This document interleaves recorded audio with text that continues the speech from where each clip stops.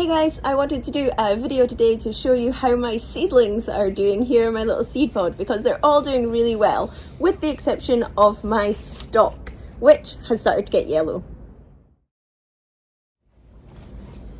For anyone that doesn't know, my name is Peggy and I am going into my third year of growing a cut flower garden here on my allotment in Kanagawa Prefecture, Japan, which is just south of Tokyo in USDA Zone 9B. Thanks for checking out my channel.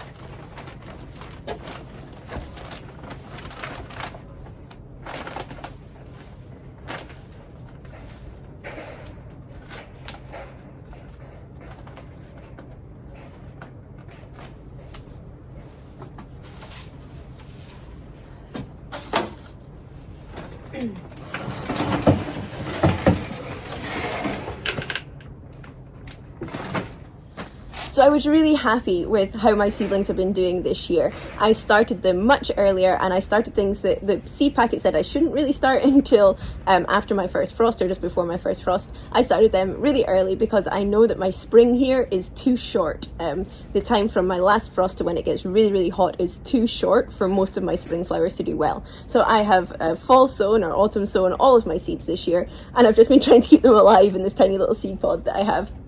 And they've been doing really well, and a lot of things that I tried to seed last year and had absolutely no success with are doing really well this year, like my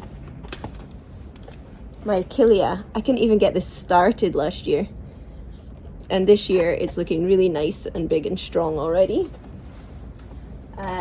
My Rudbeckia as well, again, one that I just could not get the seed started last year. And these are looking good. I also have here, this is scabious. And again, I've had a real trouble getting this started. These are two different varieties, and you can see the leaves of them are quite different, and the color is quite different as well. This is pink scabious, and this is one of the bigger purple scabious. So I've got these going as well. And here, echinacea. And again, last year I just couldn't get this started. I think I have, in the garden from last year, I have one scabious and one echinacea. That was all I got. So I'm really happy with how these are going. But I did notice that my stalk had started to go yellow.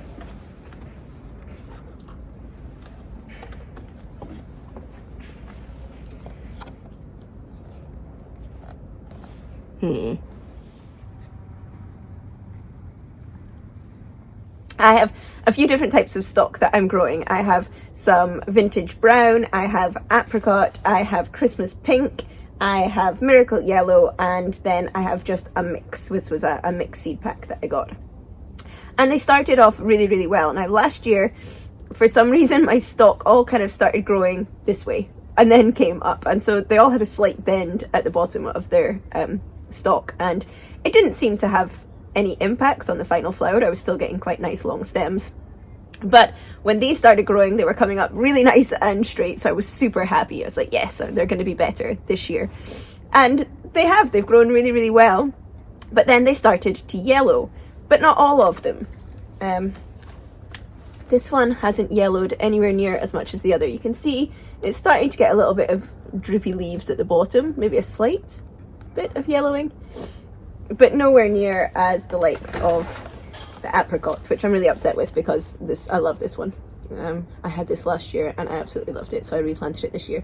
But you can see that it's the older leaves at the bottom that have started to yellow. Now, when seedlings yellow, it's usually one of three reasons: too much water, too little water, or too little sun.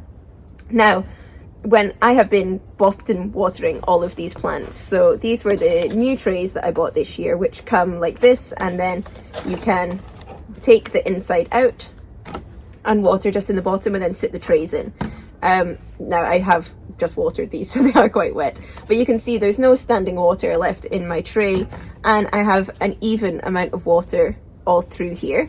Like I said, I did just water these, so You can see the roots are starting to come out. You know, they've got a nice healthy root growth on them. I probably need to pot them on pretty soon if this is the roots coming out the bottom, so I'll probably have to pot them on. But they're definitely not sitting in waterlogged soil.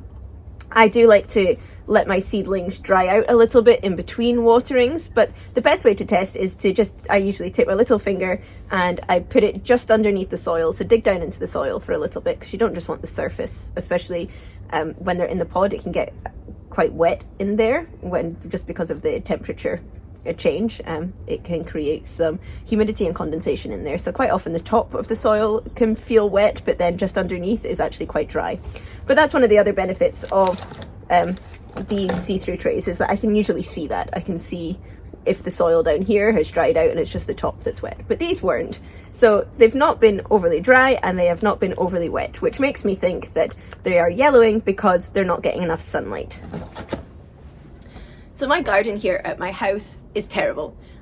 It's tiny. I have very, very little space. I purposely faced the house this way, which is kind of northeasterly, because in the summertime it gets so hot, and I have these big windows, so it means that this is a nice shady spot for us in the summertime to come and sit outside and not be roasted by the Japanese sun, which is very, very hot. But it means that the space that I have available is shaded most of the time, and the soil here is terrible as well. This is why I have an allotment garden, because I just cannot grow here. But it means that when I'm seed starting, I have very little space to put things. So I have my little seed pod sitting here, and as you can see right now, I can show the shadows on the floor, it's probably easier. We do actually have sun right now, but as I said, this is a northeasterly facing garden. So right now it is 9:30, almost 9:30 in the morning. And while it's getting sun now, by 10 o'clock, this is gone. So to get my stock some more sun, I either have to take them out individually, or because they were showing signs that they wanted more sun, I thought probably everything in there would actually quite like a little bit more sun. So I've started doing the dance of coming out every morning, opening up the front. It is cold now in the morning, but it is getting warmer through the day, and it just makes it a little bit too hot in here. I'm scared that it's going to dry out the soil too fast and the plants aren't going to like the huge fluctuation in temperatures. So I come out every morning, I roll up the front of this, and then I move it.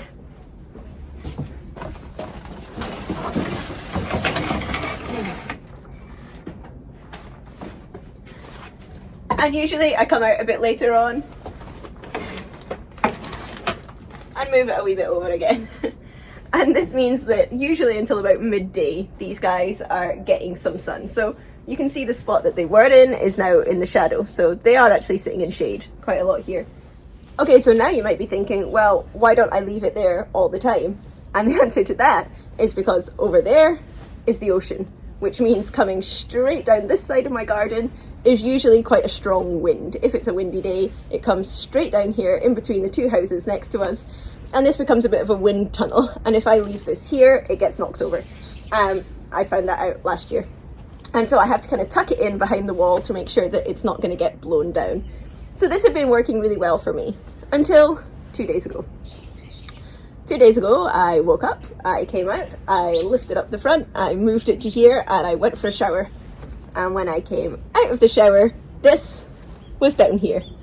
Everything had fallen down. My seedlings were all over the place, and all the shelves had fallen off. There were seed trays all over the garden because the wind had picked up and it had just got blown straight down. Now, unusually that day, the wind was actually coming from the other direction, which it very, very rarely does, straight off Mount Fuji and down here. And so it had all fallen forwards. I was devastated. So at this point in the story, you would think I should be showing you some pictures or some video footage of just how bad this was. And I don't have any. Like I say, I had just got out of the shower. My hair was dripping wet. I was wearing my slippers and a dressing gown, and I was in full panic mode. And I ran out here and started to scoop everything up as best as I could. Some things were okay. They hadn't fallen out of their pots. They'd just kind of been squished down on their heads. But other stuff was all over the place. And so I started to scoop it up as quickly as I could. I put the shelves back up. I'd got it about half full again. and the wind blew again and it fell down, and this time landed on my head. Yeah. So now I have seedlings all over my grass. I have this on my head and seedlings in my now still wet hair. In retrospect, had I been filming it, it would have been hilarious. Absolutely, it would be, I have to admit, it would be absolutely hilarious. But honestly, at that point, if my husband had whipped out his phone and tried to film me, I would probably have stuck a lupin up his nose. So we have no footage of that at all. But I managed to scoop everything up again, get it all back in here, and most things are okay, but I did lose some. So I noticed when I was picking things up, I still am finding, snapdragon heads. This doesn't bother me too much though, because the snapdragon can be pinched. Now I did a video before about saying that I'm not going to pinch my snapdragon this year, but yeah, some of them have now had a natural pinch. But I'm not too fussed about that. The ones that really upset me though were that I lost some of my stalk. Okay, so snapdragon are a branching flower. If you pinch the head off of these, put some down. If you pinch the head off of these, probably about here, that's going to force this plant to put out 2 shoots here, which gives you more flowers. So a lot of people pinch these, and that gives you more flowers. Great. Stalk are a one and done, which means they have 1 shoot that comes up and 1 flower. So if you knock off the head of your stalk, that's it. You're not getting a flower. It might continue to put on foliage, but you are not going to get a flower from that stalk. So when I started to pick up the stalk heads, I was really upset because there's nothing that can be done about that. That's just lost stalk. Half a tree. Not happy. You can see which side of my echinacea hit the floor. So this is echinacea cupcake, and then some just pink ones, and I don't know if this one's going to survive. I lost the one that was in here. I lost one that was in here. I lost one of my cupcake, which was in the middle. So I'm just hoping. I had to scoop these up and replant them back in the pots, and like I say, I'm not sure if this one's going to make it. These ones still look to be okay, but I may not have that many pink echinacea. My geum, I've just watered, so it's very wet. Again, you can see I've got 3 empty holes. I don't even know where they went. I might be surprised in the summertime if I'm suddenly getting geum coming up from my lawn. I'm okay with that. But yeah, you can see I now have, I'm going to hold on to this very tight. I now have holes. Same with my rudbeckia. I now have some big empty spaces where all the mud fell out, and I don't know where the flowers went. So again, these seem to be doing okay. These were bigger and stronger anyway. They're looking great. Look at my rudbeckia. I couldn't get these going last year. I'm so excited for this year. I have rudbeckia caramel, rudbeckia autumn colours, and rudbeckia cherry, although now I only have 1 rudbeckia cherry. Again, this is my bergamot, and you can see I lost some. My scabious got knocked around a bit as well. That's why this is looking quite so sad. I had to kind of pick this up and try and replant it. It seems to be doing okay. Obviously this side's doing a lot better than that side, although it is now all a bit bendy and twisted. But it's still trying to live.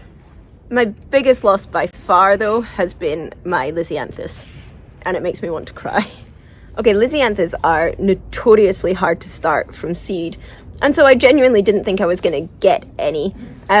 And I did. I planted 3 varieties. I've got a Lisianthus peach, purple, and then a mix, which is a kind of mix of pastel colours. And I wasn't expecting anything. They've taken a really, really long time, but then I got some. And not only did I get some, they kept going. They didn't wet off. I didn't lose them. And they had just started to put on a second set of leaves. But they're tiny. Absolutely tiny.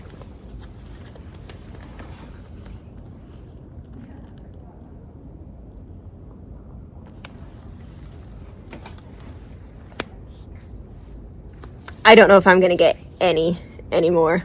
These all fell out, and because they were so tiny, I couldn't find them in the grass. most of the other ones, the roots were holding them in their block, so it was quite easy to just pick up the block and put it back in the little hole. These ones weren't. They were all over the place, and it's just a mess. I don't actually know. You can see there's one kind of lying here. I don't know if I can replant that.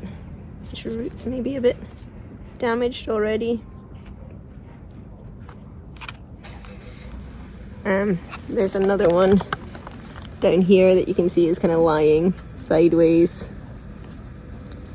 I've still got one or two going, but basically they all fell out and had to be picked up and put back in again. And I'm just not sure, because they're so small, if they're going to survive at all. That's my peach. These are my purple, or what were my purple. You can see how much mud I've lost from, or how much soil I've lost from each cube. I'm kind of hoping that they might come back and recover. Still got a couple in that one. But these boxes were so full and doing so well. And now I'll be lucky if I maybe have 5 of each. And on top of that, because they were all together like this when they fell, I just picked up anything and put it in. So I no longer know if that's peach and that's purple. They just all got put in whatever. So they're all mixed up and they're not looking very healthy, and I'm really upset.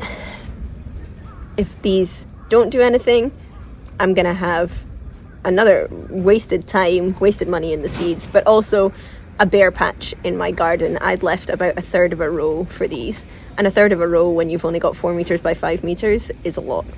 So I'm gonna have to think what I can maybe put in place of these if I don't get any. But yeah, it was a big hit, and I'm really upset about it. Stupid wind. So now not only am I out here every morning to move this around and chase the sun so that my stock are getting enough sun, every time I hear a rustle of the wind, my nose is up against the window to check that this hasn't fallen down again, because if it goes again, I don't know what's going to survive. So thanks for checking in with me. I hope your season is off to a good start and a better start than this. If you want to follow along and see what I get in the garden, if I can keep these alive until they go in the allotment in spring, then remember to hit the subscribe button below. If you want to see what I do with all of my flowers, I've started to make some dried arrangements with stuff I've got left, and you can look back at everything I did last season. Then you can check out my Instagram, which is From the Witch's Garden, and there's a link to that below. And I will see you guys next week. Bye.